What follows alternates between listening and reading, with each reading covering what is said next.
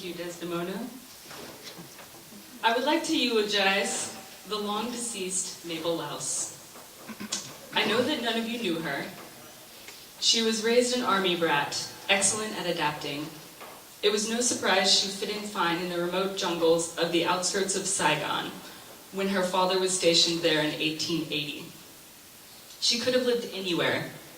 She had such elegance, manners, and grace from a young age, Tibetan monks would have been honored to have her as their guest.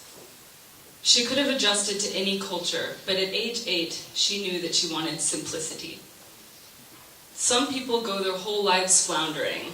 They grapple with emotions and ideas, and they barely see one thing through. Multitudes of people travel the world, and millions of eyes see the same sights blindly, barely able to comprehend the beauty and detail before them. Mabel was not like that. The city was too loud for her ears. While some find the jungle full of blood-curdling screeching and croaking and howling, it was like a lullaby to her sweet, demented ears.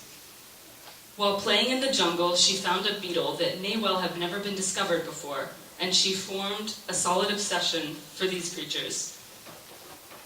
They had every last ingredient to tantalize her senses, from their methodical, smooth sauntering to their green, shimmering hue.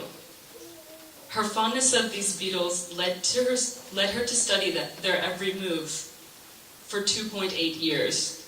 And when her father was repositioned to another post, her parents knew she would not be coming along. What choice did they have but to leave her? With her stubbornness and their inability to nourish her with their resources, she was peculiar, and I dare say that no parent would have known what to do. So she was on her own. The town was full of horror, and the queen of their nightmares, the Manson of the jungle, was Mabel herself.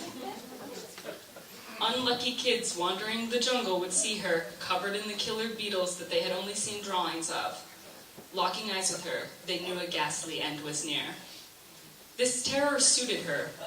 She was like a glamorous star from the silent film era, glistening in her cape of beetles. She was lovely, but her heart became evil. She was lovely, but her heart was wicked. She was lovely, but she was entirely evilly wicked. The beetles got a bad reputation as well, and were feared forevermore. When Mabel died of influenza, the beetles made a castle of her rotting flesh. You know there's nothing they would have enjoyed more than eating her delicious evil brains, but they loved her too much. I think it's notable that throughout her life, Mabel was incredibly in tune with nature. She was never cold and never hot. She was never hungry. She lived a simple life and was content. That in itself is honorable. It has been said that a person is great if when a person,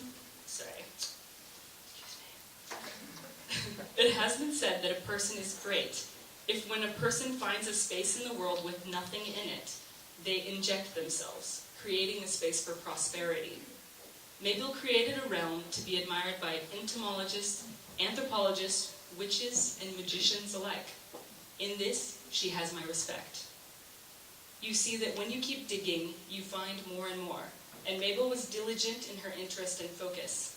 Some people scrape the surface of the earth and just peruse it aimlessly, taking in things that have been gazed at by hundreds of blank eyes. But she saw things that no man has ever seen.